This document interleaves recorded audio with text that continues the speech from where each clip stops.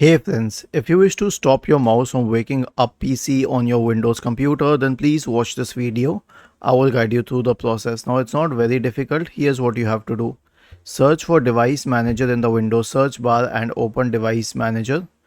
Expand the list of mice and other pointing devices. Right click on the first mouse and select Properties. Go to the Power Management tab. There is an option here which says allow this device to wake the computer. Uncheck it. Click on OK. Do the same thing for the second mouse adapter if you have, and if you have more than two, which is a rare thing, it means more than two mice are connected to your system, then you can do it for those as well. So we change the settings for the touchpad and the mouse. Both of them are called mouse in the device manager, but one was the touchpad and one was the mouse. Was this helpful? If yes, then please subscribe to the channel.